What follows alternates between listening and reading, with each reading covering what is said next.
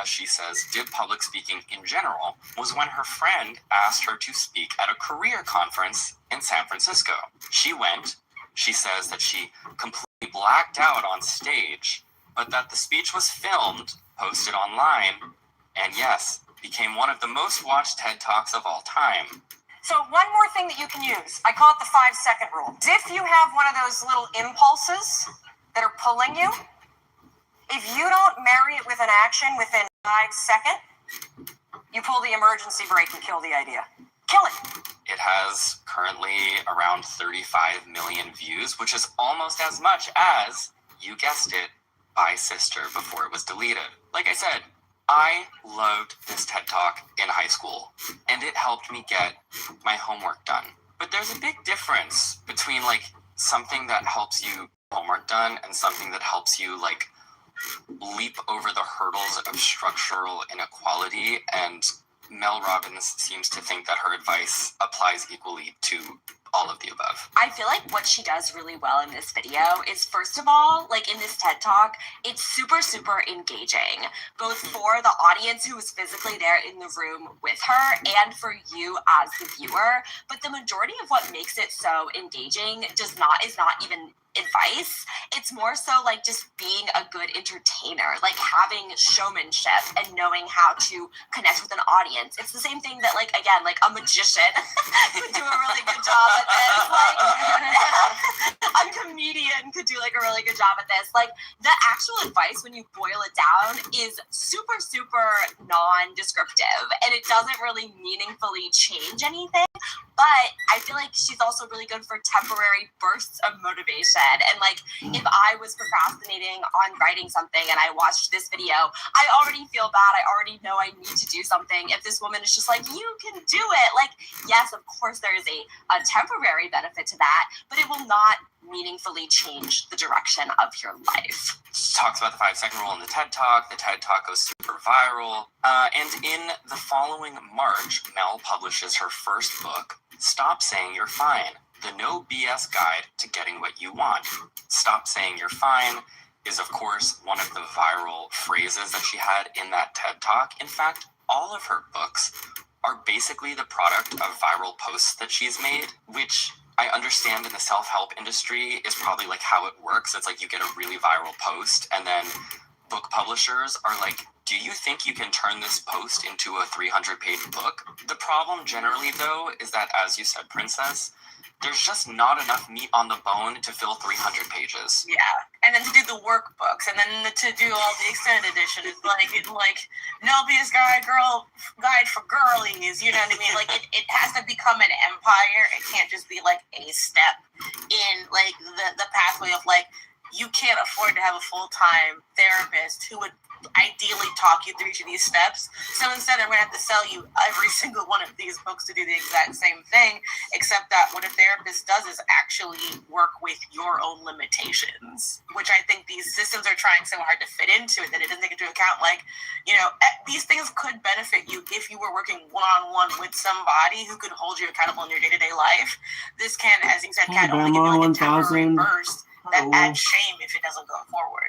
Yeah, I mean, like, even if you break down, like, the things that she talks about as stuff you can use her tools to address, like, even if you break it down and just look at one of them, like losing weight, it's like, there is no one-size-fits-all prescription for losing weight, and this does not take into consideration any of the systemic structural factors that make it difficult for people to stop gaining weight or to lose weight. Like, it's not actually useful once you bring in many of the real-life factors that people are going through. Also, one thing from this TED Talk that I forgot to mention, during it, she puts up pictures of her, like, family. Like, there are pictures of, like, her kids, and she's using them as, like, a cutesy way to illustrate, like, sometimes your kids will, like, get into the pantry when you have people coming over later. The pantry, like, her house that you can see from these images, she has, like, a walk-in kitchen pantry. Like, I was like, you're already rich. You live in an extremely nice home. Like, I was just super gagged by that. And the little, like, discreet ways of showing that you are in fact already quite wealthy. Trust me, I have money. I would like to take just a quick minute of the show to give a shout out to Factor for sponsoring today's episode. Don't you just love when you get home after a long day, you open the fridge, the groceries, they're looking at you, they look good, they're waiting for you to do something with them, but you just don't have it in you to cook. That's just most days for me, so no judgment here. Or maybe you're a meal prepper, and what's looking at you when you open the fridge is the same chicken and rice you've had for dinner for the last 4 nights. What if there was an easier, more varied way to eat in a pinch? There is. Factor is a meal delivery service with chef-made gourmet meals that make eating well easy. And the best part is, of course, that they are all ready to heat and eat in just 2 minutes. Factor has a wide array of over 100 different meals rotating every week, a variety of different specialty menus, whether you love meat or whether you're a vegan. It really is a great way to just simplify your evening routine or your lunch routine or your breakfast routine, especially if you are like me and don't love the art of setting aside time to cook. Just not my thing. If you'd like to try it today, you can head over to factormeals.com/fruity50off and use the code fruity50off for 50% off and free daily greens per box with a new subscription. That is factormeals.com/fruity50off. Thanks so much to Factor, and now let's get back to the show. That first book didn't become a blockbuster, and Mel doesn't become a full-time self-help influencer right away. What she does in the early 2010s, before her career really takes off, is work as a CNN legal analyst with an increasing amount of paid motivational speaking work on the side on weekends. She became best known on CNN for covering the trial of George Zimmerman, who's, if you need your memory jogged, the man who murdered Trayvon Martin, an unarmed 17-year-old black boy. And she was on CNN, like there's compilations of this on YouTube. She's on CNN, like doing her like Mel Robbins-isms, but like for legal analysis of George Zimmerman's trial, which he was eventually acquitted. The criminal defense attorney and HLN contributor. Mel, you were there again, another compelling day. My sense was, watching it all, that the pendulum was moving a little bit more towards the defense case today. 100%. I mean, as you just heard everybody else talk about, John Good was a fantastic witness for the defense. Mel Robbins, HLN contributor, criminal defense attorney, radio talk show host. Mel? Okay, you've had 17 months. We've seen over 50 witnesses. You got a dead 17-year-old here, and this is what your closing argument looks like? Horrible. As a juror, as a spectator, I don't know what the prosecution's theory of the case is, other than George Zimmerman lied, but we don't really know what happened now, do we? I'd strike him for a totally different reason. I'd strike him because in it... This was really depressing and disturbing to watch. Yeah, it was very uncomfortable to watch. Yeah, there's certain realms, especially because she has the background of being in public justice in New York City, who has had to see so much institutionalized violence. It's just like, it just felt very tacky. The way that she provided legal analysis on this case was to say, like, oh, the defense attorneys are doing a really good job here and the prosecution is not doing a very good job here. Like, that's the type of analysis and commentary she's providing. There's a place and a purpose for that, but what really grinds my gears about this style of legal commentary, which is what makes up the vast majority of on-air commentary, as well as like YouTube commentary and stuff, the system is problematic. The system like reinforces injustices. The system itself is worth talking about, not just like, oh, is the defense attorney doing a good job, but also like, if the defense attorney is doing a good job, what does that say about the reality of how our justice system is failing? And so seeing her just kind of like sit there and like talk about it so like blithely and how like great the defense attorneys are doing, I'm just like, it leaves a really bad taste in my mouth and is upsetting. This child is dead, and we're all just, like, you guys are all just kind of like sitting here and talking about it like it's a game of golf where the person who killed him is like ultimately going to win, and that is what basically happened because he got acquitted. No, I mean, that's right. And I just think what I want people to know about Mel Robbins is that she has always wanted to be a famous television personality. And that's fine. but she's not forthright about it. And, you know, I think if she could have become more famous as like an on-air legal analyst, I think she would have loved being like a Nancy Grace. She just wasn't making that big of a name for herself covering this stuff on CNN, and then she found another way to do it. But again, I just come back to like when I watch the hours and hours and read the books and read everything of what she's doing now, and it's like this empty advice that is completely detached from like structural inequality that exists in the real world. I know that because of her past, she has experienced that real world, not herself, but through her clients as a public defender, through covering the George Zimmerman trial up close and personal.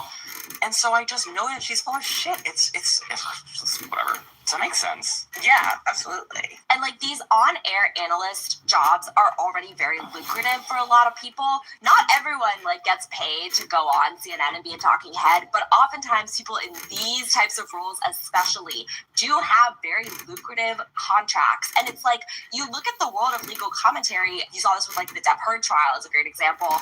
You have these like former defense attorneys, former district attorneys, former like all of these people who have really significant real legal backgrounds making millions of dollars, and their stated goal is to like educate the public, but what they're actually doing is just feeding into people's pre-existing biases and ensuring that the system continues to operate in this way. The only person who really benefits from it is the person providing the commentary, because they can make a lot of money doing it. It's also striking to me that she goes from like lucrative on-air work as well as very lucrative individual coaching, but she sees that the place where you can make the most money and have the biggest impact is through self-help books. And I think that is kind of like staggering. That's right. And Mel describes her shift completely away from law and legal analysis and towards self-help, thanks to the success of her TED Talk. She writes, Once I started getting paid, I put every dollar towards chipping away at our debt. That first year, I gave 17 paid speeches, Jesus. The next year, it was 47, and I was able to quit my day job. I couldn't believe that was happening. By the third year, I was doing 99 speeches, plus a 24-city tour with J.P. Morgan Chase. I had become the most booked female speaker in the world.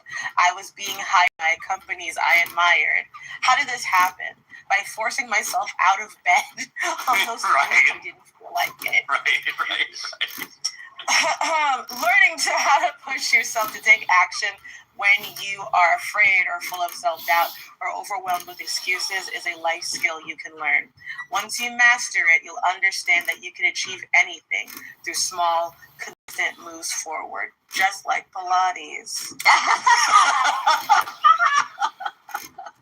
I don't want to be one of these people who's like, you actually can't do anything, and like you shouldn't get out of bed, like you don't know, whatever. But there has to be something in between that and Mel Robbins saying that she became the most booked female speaker in the world within 3 years because she was getting out of bed in the morning. We're literally charting the path of how she actually got there, which is that she had connections that 99.999% of people do not have. She met her husband at a black tie Manhattan event. She is an on-air CNN legal correspondent. These are not just things that you get handed to you. These are not just like opportunities that are waiting for you. You can basically only do this stuff if you are already operating within this like echelon of society where you're constantly meeting CNN bookers and people who book motivational speakers for JP Morgan Chase. Yeah, they need the motivation for sure. But have you thought about getting out of bed 30 minutes earlier, Kat? Maybe I will. Maybe I will. Don't you want to go on a 24-city speaking tour with JP Morgan Chase and other companies you admire? Only with a daily stop at the Capital One Cafe to fuel up for my morning. That nitro. Yeah, it's one of those things too. As someone who, I do have a procrastination problem, so there's a lot of this stuff that is accessible, and again, the place where it stops being relatable is sort of like, I am an adult, so I know that the connection between A and B is not really there, and it's frustrating to see the lack of transparency in that regard, and I think it's just so tied to explicitly like the women's self-help space is so oriented around making it seem effortless, by making it seem effortless and classy and elegant, like these small, consistent moves forward. It's like a way of still maintaining a sense of, I would say, femininity while progressing. Like you're never sweating, you're just doing small, consistent movements. That is a really interesting insight. I'm just hearing so much Pilates talk too, even though I do Pilates. But it's all of these things in which, like, when we're talking about kind of like the trad wife influencer thing, it is also rooted in this idea of like, you know, taking these big spaces for yourself and really being self-focused. And it's just like, to go from having 17 paid speeches, most people don't get paid to give speeches. Most people don't get paid for any of that labor. So even the fact that you were notable enough that those were paid gigs is already like above most people. And she can't acknowledge any amount of privilege in any of her works. Like, Okay. anywhere. She can't acknowledge That is the scenario. Okay, I'm going into a VR chat live stream. So if you have a VR headset, come join if you can. Thank you for liking, commenting, subscribing. Especially thank you for commenting because it gives me something to work with. And so thank you for joining. See you soon again. Bye.